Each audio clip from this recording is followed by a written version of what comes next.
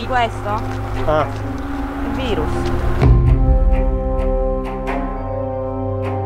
Se si parla dell'1,8% di piante infette sul totale delle piante campionate, di che emergenza stiamo parlando? La Xylella è veramente un'emergenza, il batterio che farebbe essiccare gli olivi secolari della Puglia è il vero problema o c'è qualcos'altro di più pericoloso? Ciò che sta avvenendo in Puglia è a mio parere molto simile a quello che sta avvenendo nel sud del mondo e si chiama line grabbing. Sostanzialmente c'è una progettazione, si individua una regione, si progetta quello che sarà il futuro dei 20-30 anni a seguire e senza considerare i veri custodi del sapere agricolo e della nostra terra, cioè i piccoli e medi contadini. In un'area già a rischio desertificazione, non abbiamo acqua, abbiamo già una situazione abbastanza critica e noi andiamo a impiantare un tipo di olivicoltura che non è sostenibile per quel territorio. Contro la Xylella la politica ha imposto lavorazioni, trattamenti chimici e l'eradicazione di alberi in un vasto territorio. Si fa avanti un nuovo modello agricolo. Gli interventi obbligatori si rivelano però peggiori del problema e per nulla efficaci. Una delibera regionale impone quale varietà di olivi reimpiantare dopo i tagli, ma non si è ascoltata l'opinione dei contadini, degli olivicoltori che conoscono bene le loro piante. Non so quali siano i principi con cui siano state scelte queste varietà, dicono di resistenza. Magari è anche vero, però il problema è che sono due varietà che non producono, perché da un lato hanno pensato a questa FS17 che è un portainnesto, oltretutto non è una varietà che serve per sovrainnestare, per metterci su altre varietà.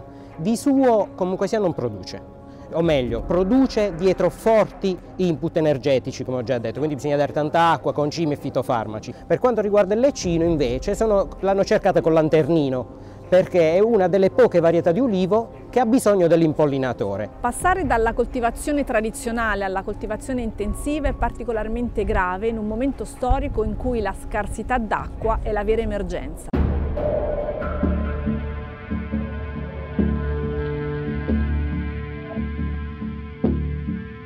In Andalusia cosa sta succedendo con l'intensivo? Ormai ci sono ampie zone dell'Andalusia disseccate, gli agricoltori sono disperati di quel tipo di olivicoltura, perché comunque sia c'è erosione del suolo, non c'è più suolo quasi da coltivare, non c'è acqua.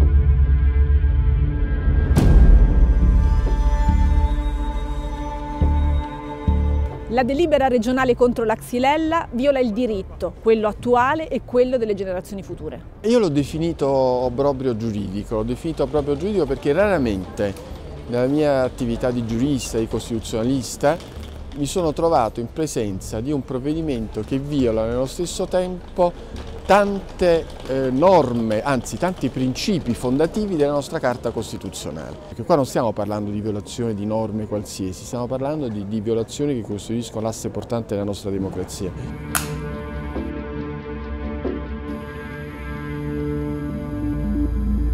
Non c'è nessuna prova che espiantando questi alberi si risolva il problema, ma sicuramente una volta tagliati gli olivi secolari si sarà perso un patrimonio culturale, ambientale e sociale irripetibile.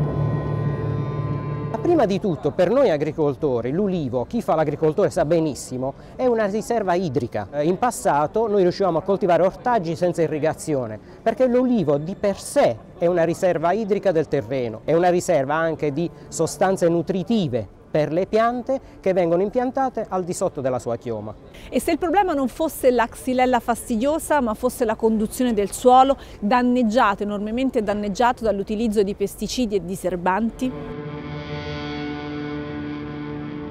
Si è parlato tanto degli effetti di un batterio, però senza parlare di suolo. Ecco, se noi parliamo di piante, penso dovremmo prima di tutto analizzarne il suolo per capire anche il benessere o comunque lo stato della pianta. È un po' come per noi. Se siamo bene noi è perché magari ci nutriamo bene, respiriamo bene, viviamo bene. Questo sulle piante non è accaduto. Ci occupiamo della malattia, ma non si va a parlare delle cause e pertanto di così non si può neanche parlare della cura. Evidentemente questo tipo di situazioni portano bene a chi è in campagna elettorale o, per esempio, a chi ha necessità di intercettare fondi europei. Ne va della nostra sovranità alimentare e ne avrà anche della nostra cultura. Condividere questo messaggio è particolarmente importante, vi ringrazio se vorrete farlo.